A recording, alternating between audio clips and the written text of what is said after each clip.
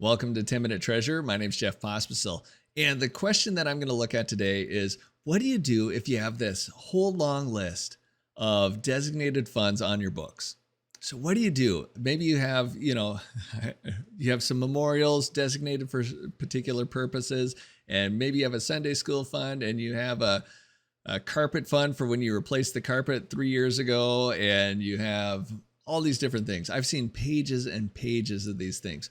What do you do? Because you're basically locking up money into all these funds that maybe could they be used towards another purpose or even just released to the general fund. But the main thing, at least from a treasurer standpoint, is do I have to still keep track of all this, or is there a way to properly clean it up? So that's what we're going to look at.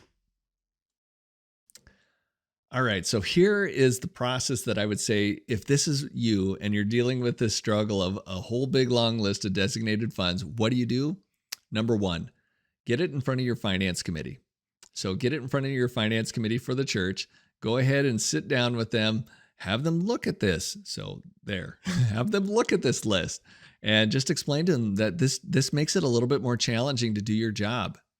And isn't it a shame that this money is locked up? Do you think the donors actually gave this money to sit in an account to wait 10 years until we replace the carpet again, for example? So probably they did not give it for that purpose. So at least get them on board. And if there's some buy-in, then you can go on to the next step. If they don't see the problem, then you're stuck with it. So the next step is to go ahead and do your research. So go through that list line by line by line by line, because chances are a lot of people have forgotten what these are even for. So we can go ahead and go line by line. We can do any research that we can to see what the original purpose was, or talk to some people. Or just even looking back at it, maybe the project has already been completed. So if the project's completed, do we need to keep this restricted? And you really don't. Those donations are released from restriction once the project is completed, usually. So that's what I would end up doing, is going line by line. And just being able to figure out what everything is. And then if it's possible, if you think that the restriction has been cared for, or if you think that the need is no longer there, going ahead and just having a suggestion of this is where I would release that money to. So if you raise money for carpet, we'll just say, let's make a proposal that we go ahead and put it, maybe the trustees have a capital improvement fund. Maybe we put it there. Or maybe if they don't, let's just put it in the general fund if it's not a large dollar amount. Maybe we raised money for a mission trip some years ago. Well, either what are we going to do with that? We could either release it to the general fund. Maybe we can go ahead and, if we're planning another mission trip, going ahead and putting it in a new mission fund or sending it to a missionary. All those are good examples of how to best. I think it's important to honor the donor, not by letting it sit in that account, but actually thinking ahead and saying, okay, what could this be used for kingdom work? So that's number two, going ahead and getting some recommendations for how to clean this up. So doing your research, making some recommendations. And then if the finance committee is in favor of this, they should bring this to the church board and just have that documented. Here is our recommendations. The carpet fund, let's go ahead and have that deposited in the capital improvement fund. This mission trip fund, let's go ahead and support our missionary in Venezuela. I don't know, wherever it is. So go ahead and have that documented by the board that we are approving these changes, because they should act as the guard that they are protecting the donor's intent on this. So if you are off in an area, they can help enforce that donor intent. So anyway, I think that's a key step, is getting the leadership to actually weigh in on this, just to make sure we're not playing fast and loose with donor restrictions. So, and then the last one is you just got to move it. So if you have $123 in the carpet fund, go ahead and move it on your books over to the capital improvement fund or whatever it is. And then it should disappear. So if it doesn't disappear, you could, like if you're in QuickBooks, you can make it inactive. And I would go ahead and make it, do that transfer like on January 1 is when I would do it. So January 1, if you're a calendar year 1, so the first day of the fiscal year, usually January 1, go ahead and make that transfer on that date, even if you aren't approving it until February or March or sometime later. But if there hasn't been any activity in there, I'd feel comfortable going ahead and doing that on January 1. So, and that way it'll get it off your reports and it'll be clean going forward. All right. Now we're going to shift and we're going to look at policies and procedures as a way of preventing this from being one of those annual events that you have to do. I don't want you to have to go through the whole process of trying to clean this up every single year. And if you have the right policies in place, that could really help you. So here is a template that I developed a long time ago. I have updated it periodically, but this template, I'll put a link in the description. Feel free to use it. But this section too, if you already have policies, maybe this will help you refine them, or maybe you need to add them. So this was a source of pain for me. So I have a whole section on donor restricted funds, and it's only 4 paragraphs. And I'm just going to go over that real quickly with you. So the first one is defined. I define what donor restricted funds are and what the treasurer's duties are in relation. So donor restricted funds are donations that are restricted by the donor as to the purpose the funds may be used. So nothing unusual there, but here's where it gets a little bit more complicated. The donor has no legal authority to enforce this restriction. Partially that's because by IRS rules, if it's going to be a charitable contribution, the donor is actually giving up rights to whatever they're giving, whether it's money or other property. They are giving up rights if they want to be able to claim that as a charitable contribution. And even when you look at state law, you would look at it and you'll see that in relation to a donation, the donor wouldn't have standing in a court of law, but the attorney general in most states is the one that has standing. So, and that'll vary a little bit from state to state, but really it's up to the donor trusting who they're giving it to. And that's what this next half a sentence is about. But the church chooses to respect the donor's wishes. And really, as a finance committee, as a board, and as a treasurer, you need to take that very seriously, because people will not give generously, especially if they don't feel like they could trust you to honor their wishes. Now we get to the duties of the treasurer. The treasurer shall remit funds designated for another entity in a timely manner. Usually this will be within a month, unless otherwise determined by the donor or the receiving entity. So normally what this looks like is the month ends, you go ahead and you do your bank rec and you run your final reports, and then you look at how much you have in any of these designated funds for the Salvation Army or the food pantry or whoever else, the mission organization. And you just go ahead and you pay those out once a month or once a quarter or whatever your rhythm is, but try to make sure it's regular.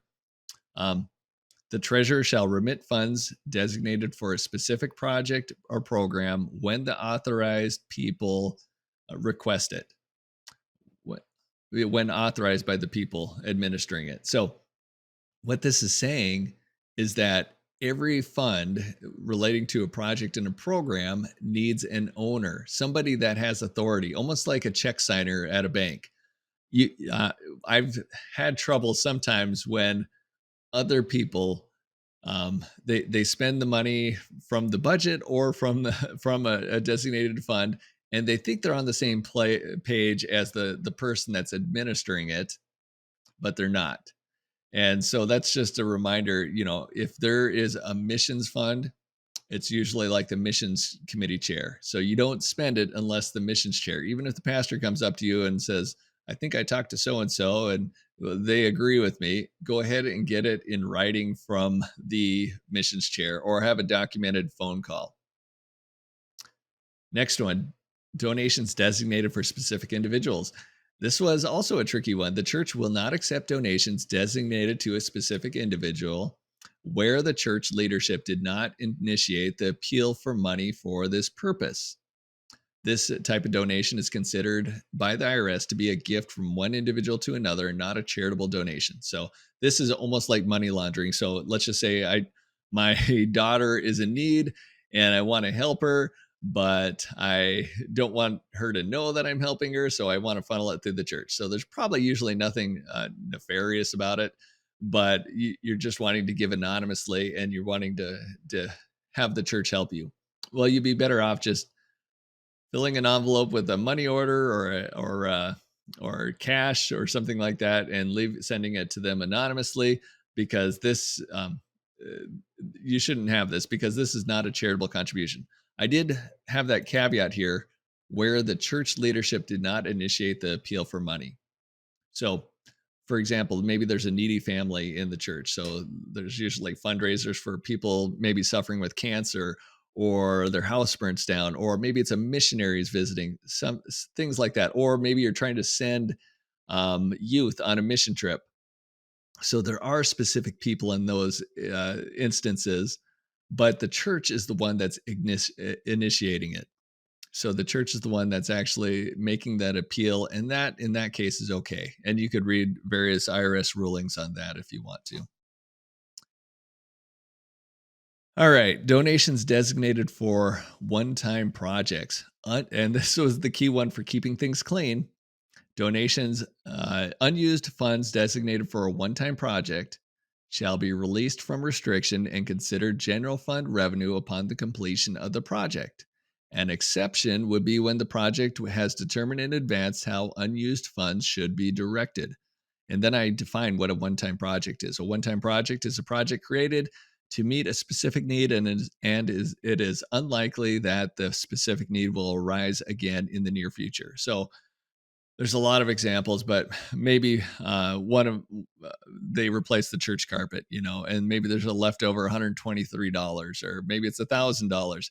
If they haven't said in advance that this money should go to maybe the capital projects fund, or something general like that, then it just goes right into the general fund. So this gives you the authority to take, somebody gave it for the carpet. Remember again that they don't have legal authority for it to enforce that. You can't just force you to keep that until you replace carpet again. But this is a way to honor it and say that this $123 for the carpet, we can release it from restriction because we've already we've already accomplished what the purpose was for that money. And so then it can go to the general fund, or if they determine ahead of time that there's a different project that it should go for, or a different fund it should go for, that's fine as well. That is a key one if you want to keep your designated funds clean. And then this one also I threw in there because it happens, designated for items already in the current budget. Donations made to items already determined to be completely provided for in the current budget shall be recorded as general fund revenue. The reason for this is that the wishes of the donor will be respected, as the funds will be spent for the designated purpose, and the actual expenses associated with the item will be accurately reflected within the financial reports. So I used to have people that would give, maybe they didn't agree with everything the church did, so they might give for utilities, or they might give for the denominational dues, or something like that.